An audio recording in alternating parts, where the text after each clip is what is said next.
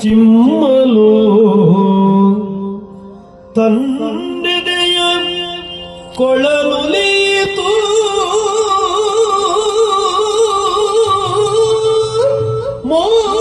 ಮೋಹನ ಮೋಗನ ರಾಗದಲ್ಲಿ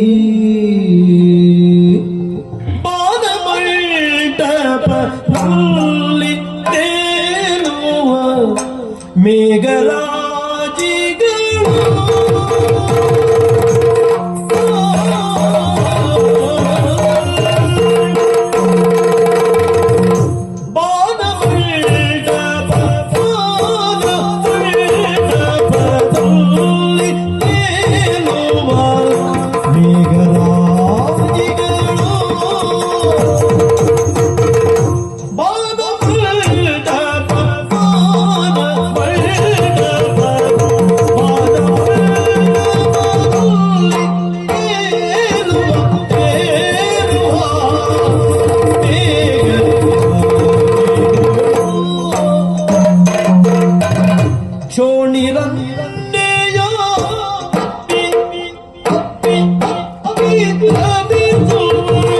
ಸೊಬಗಿನ ಬಾಳು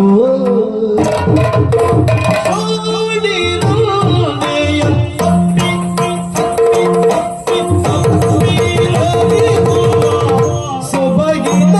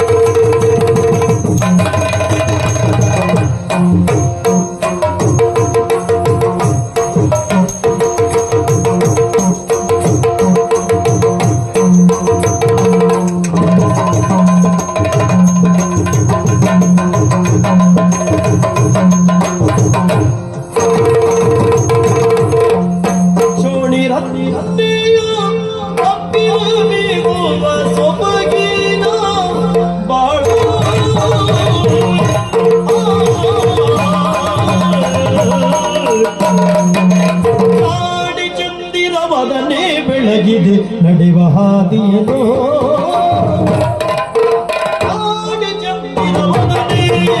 ಜಾಣೆ ಚಂದಿರವದನೆ ಜಾಣೆ ಚಂದಿರವದನೆ ಬೆಳಗಿದೆ ನಡೆವ ಹಾದಿಯನು ನಡೆವ ಹಾದಿಯನು ನೀ ನಡೆವ ಹಾದಿಯನು ಜೇನ ಹೊಳೆಯಲ್ಲಿ ನಿಂದು ಮೈಮನ ಪುಳಕವಾಯ್ತೆನ್ನು ಜೇನಿನ ಹೊಳೆಯೋ ಹಾಲಿನ ಮಳೆಯೋ ಒಲವೋ ನಿನ್ನಯ ನಗು ಮುಗವೋ ಜೇನಿನ ಹೊಳೆಯೋ ಹಾಲಿನ ಮಳೆಯೋ ಒಲವೋ ನಿನ್ನಯ ನಗು ಮುಗವೋ ಒಲವೋ ನಿನ್ನಯ ನಗು ಮುಗವೋ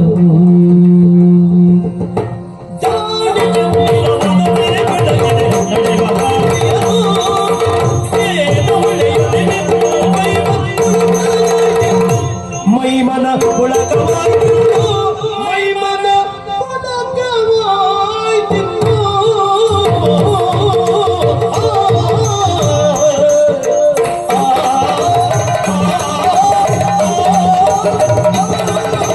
Oh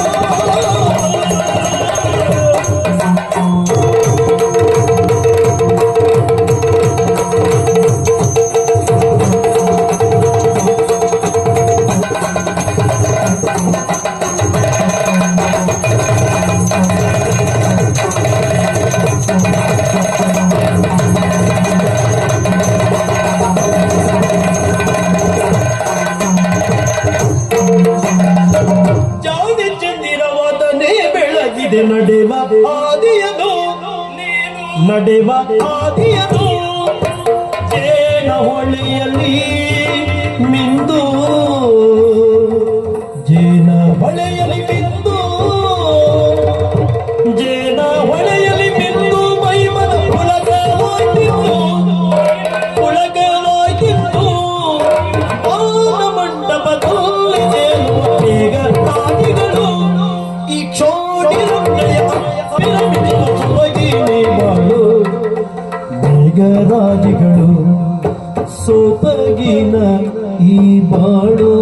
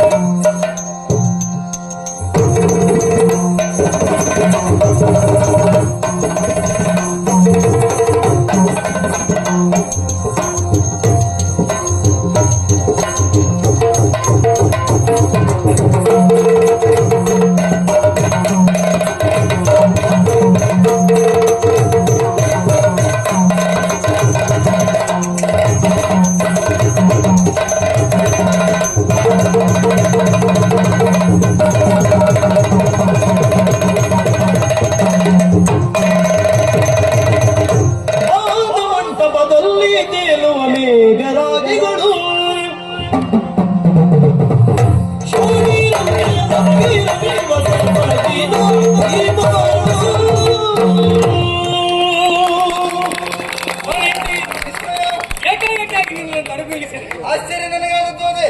ಯಾವತ್ತಿನ ಕರೆ ಇಲ್ಲ, ಯಾವತ್ತಿನ ನೋಟ ಇಲ್ಲ, ಯಾವತ್ತಿನ ದೃಷ್ಟಿಯೂ ಅಲ್ಲ, ಯಾವತ್ತಿನ ಭಾವವೂ ಅಲ್ಲ. ಏನೇ ವಿಶೇಷ? ಮನದ ಭಾವನೆಗಳು ಹೇಗೆ ಅನ್ನೋದು ಅರ್ಥ ಆಗ್ತಾ ಇಲ್ಲ. ಸತ್ಯ ಹೇಳ, ಈ ಅರಮನೆಗೆ ಬರಬೇಕು ಅಂತ ಅವಕಾಶವನ್ನು ಕಲ್ಪಿಸಿಕೊಟ್ಟವಳು ನೀನು. ಅಂದು ಮುಖಕ್ಕೆ ಮಸಿ ಬೆಳೆಯುವ ಕಾಲ ನಿನ್ನ ಅಂಗರಕ್ಷಕನಾದೆ. ಆನಂತರ ಕರಡಿ ಪ್ರಕರಣದಲ್ಲಿ ನಿನ್ನನ್ನು ರಕ್ಷಿಸಿದಿರುವ ಪರಿಣಾಮ ದಂಡನಾಯಕನಾದೆ. ಜೀವನ ಹೇಗೆ ಎಂತ ಇರುವುದು ಯಾರಿಗೂ ತಿಳಿದೇ ಇರುವಂತಹ ವಿಚಾರ. ಆದ್ರೆ ನನ್ನ ಬದುಕಿನ ದಾರಿಗೆ ನೀನು ಸೇತುವೆ ಆಗಿ ನಿಂತೆ. ಸತ್ಯದೊಂದು ಮಾತು ಹೇಳದೆ ನಿನ್ನನ್ನು ಕಂಡಾಗ ಜೇನಿನ ಹೊಳೆ, ಹಾಲಿನ ತೆರೆ ನನ್ನ ಅಂತರಾಳದಲ್ಲಿ ಉದ್ಭವಿಸಿದ್ದು ಸುಳ್ಳಲ್ಲ.